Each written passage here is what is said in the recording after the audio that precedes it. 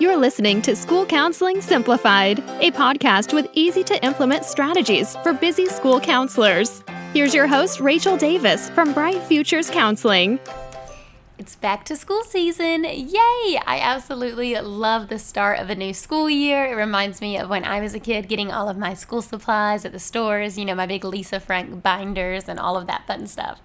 But really, I was thinking about those Lisa Frank binders the other day and what was up with the themes? There were dolphins on spaceships and panda bears on rainbows, just crazy stuff, but they were so fun.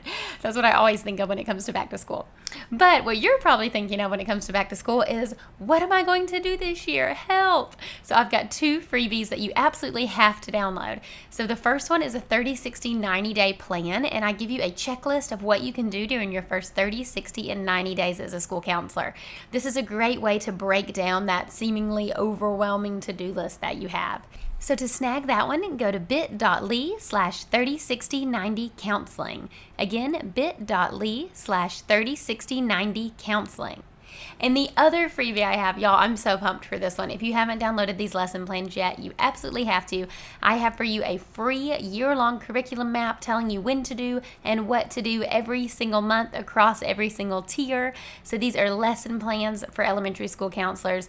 I have in there what class lesson, what small group, what individual activity, and which data tool to use and when to use it and how to use it.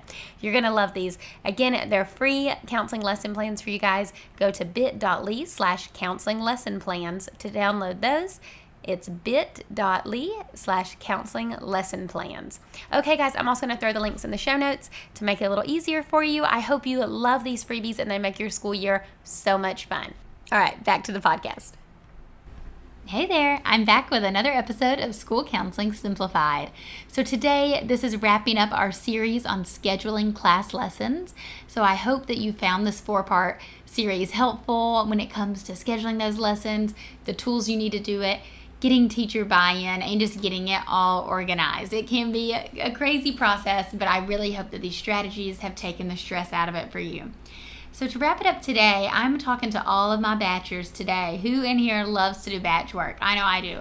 So if you like to just sit down, crank it out, and get it done, you are going to love scheduling your class lessons for the entire school year. Your future self will thank you tenfold. So if you haven't tried batching yet, I encourage you to give it a shot. I encourage you to try to schedule your class lessons for the entire year right now. And y'all, it will save you so much time, so much headache, and so much stress. So I hope you find this episode helpful. If you've liked this series, if you're like, oh my gosh, I want to know more about class lessons, well, I have more for you because this is just module 1 out of 5, and I've created an entire online course all about class lessons for school counselors. So if you go to stressfreeschoolcounseling.com/class lessons, you can get all the details about what's included in the course. And if you like learning from me, if you have liked what you've heard so far, I think you're going to love the class lessons course. It will get you everything you need to be set up for success for a stress-free school year in terms of class lessons. And if you're on the fence about Impact and you're like, I don't know if I want to join the membership or not, if you join Impact Annual, then you get the class lessons course included in your price, which is a crazy good deal. You also get another course and you save 16%. Annual is just totally the way to go. So if you're curious about Impact or want to learn more about that, go to stressfreeschoolcounseling.com/impact. If you are like, what is the difference between Impact and stress-free school counseling and stress-free class lessons and school counseling simplified? I know, I have so many things going on. If you are lost and need help, just send me an email. You can reply to any of the emails I send you. Hit me up on Instagram at Bright Futures Counseling, or send me an email at rachel@brightfutures-counseling.com, and I'm happy to help you figure it all out and see how I can support you as best as possible. Okay, enough of an intro. Let's get into planning these class lessons for the entire year. Welcome to Lesson 4. In this lesson, I'll be showing you 2 digital tools you can use to schedule your classroom lessons for the entire school year. So like I said, Lesson 4 is all about how to schedule for the entire school year. So in this lesson, you're going to learn how to schedule those lessons for every month for the whole school year at once, which is so awesome. And I'm going to show you how you can use tech tools like Google Sheets and Airtable to create a checklist and monitor status updates. Now, I have an organization tip for you. I encourage you to create a Google Sheet or an Airtable base to create a classroom lessons checklist. So this checklist allows you to keep a status update on what you need to do and schedule for the entire school year. So I'm going to show you how to use both of these platforms to make this checklist. This way you make sure no classes slip through the cracks and that all of the students are getting the services that they need. So let's see what this looks like in Google Sheets. So if you're using a Google Sheets checklist, it's very simple. You're just creating a spreadsheet here. You want to have the teachers' names, their grade levels, the topic that you're teaching the lesson on, the date that they've signed up for, and then you can have their status. So the status would be something like, is it to do? Have they not picked a date yet? Is it scheduled already? So you already have it scheduled, and then maybe you've moved into that planning step. So it's already been scheduled and you're planning the lesson. Then you can even include check marks where you can, instead of writing scheduled, you could just have a scheduled column where you could check off if they've been scheduled or not. Now this is nice because a lot of times, you're waiting back to hear from teachers. So maybe you sent out the Calendly link. Some people have filled it out, some people haven't, and you want to keep tabs on who's filled it out and who hasn't, and on what phase of the lesson planning process you're in. So have they just signed up for a time, but that's as far as you've got, or maybe you've already started planning what you're going to do with that class. Okay, so now I'm going to show you how you can use Google Sheets to serve as a checklist or a status update for where your class lessons are in the scheduling process. So super simple. You can set up here with a few columns. You can have the teacher's name, the grade level, the topic that the lesson's on, the date that they're coming to you. So perhaps they've already, selected this date on using Google Sheets or Calendly. And this is your status. So this is for you to know, okay, do I still have to do they haven't scheduled, they have scheduled yet, or maybe they've scheduled and I'm planning it. Or if you want this to look a different way, you could always do check boxes. So you can always do insert and then check box, and you could have check boxes to check off if they're scheduled or not. Then you can easily see, I have 2 who are still not scheduled. Now I have a template that is super simple. You could probably make it in 5 minutes, but I do have a template for you so you don't have to waste those 5 minutes. So you can make a copy and then edit it to fit your needs. Now you could have all the topics here for the month, or you could do it at the bottom here. Like you could say, oh, this is for August, and then you could have a different tab for September and so on. So this is just kind of how you'll keep tabs on everyone to know like where you're at in the process. Like, okay, I need to follow up with Harrell and Halston because they haven't scheduled their sessions yet. Or Walters is good to go, but Jackson, Veracruz, and Brown, I need to start planning their sessions. So that's how you can use a Google Sheets checklist. It's super simple, but it's a great way to have a status update on the progress you're making in scheduling your classroom counseling lessons. Now here I can't wait to show you guys Airtable. So I love Airtable. It's a really cool project management tool. You can use it for all kinds of stuff. But when I was thinking about getting these organized, personally, I've kind of migrated all of my Google Sheets to Airtable because it's just more visually appealing and it has a lot more features. So I wanted to show you guys an example. It's free to use. The website's free. There's a little bit of a learning curve, but hopefully by showing you the tutorial, you can get an idea of how you could use this at your school. So it's the exact same information you saw there: teacher name, grade level, topic, date, and then the status. But these you can do like cool drop-down menus and everything. It just has, a little more features to it than the standard Google Sheet does. Okay, so now I'm going to show you how you can use Airtable to keep a status update on scheduling your classroom counseling lessons and to get organized.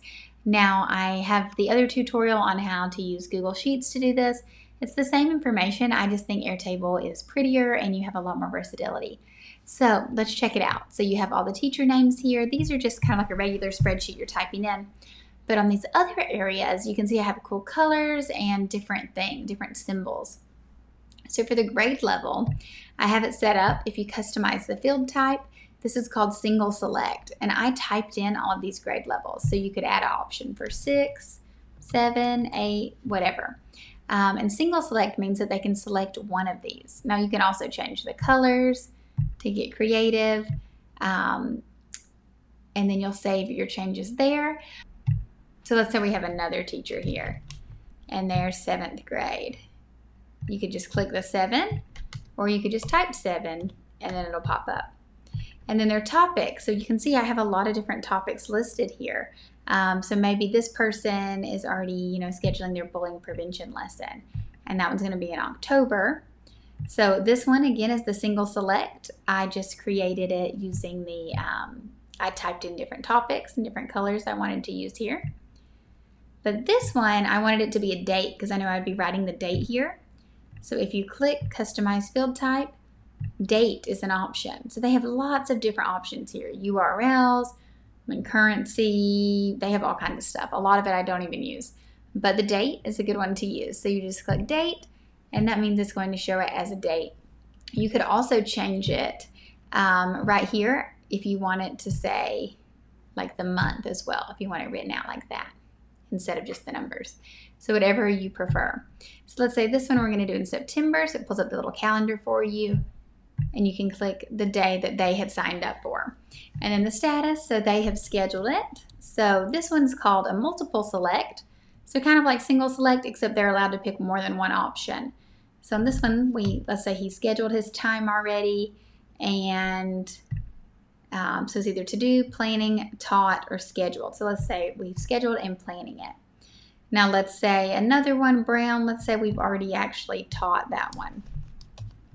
You could write taught. So it's just kind of a fun way to stay really organized and to figure out where you're at with each teacher and which class lesson.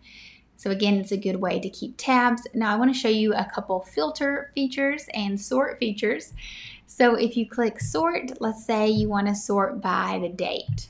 So you'll know what you have to do first. You can sort by date, and you can easily see these people don't have a date yet. That's why they're still in our to-dos. But these, August 15th is going to be our next lesson, so you can see, okay, oh, that one we already taught. So perhaps it's August 16th and we're doing this. And we're saying, okay, well, tomorrow's August 17th. I've got 2 lessons. And then I've got one on the 23rd, and then I don't have anything until September. So sorting by date's nice. I also like the filter feature. So let's say you want to filter out, and you have lots of lessons here listed, right? But let's say you want to filter by, let's do another one just to give us some examples here. So let's say we've also got a 5th grade class who signed up for bullying prevention. So you could filter by the condition being the grade level is 5, and you can see just the 5th grade classes you need to do. Because sometimes when you have too many things to look at, it's overwhelming. So that's why I love this filter feature. So if you only want to focus on your 5th grade teachers, you've got it right there.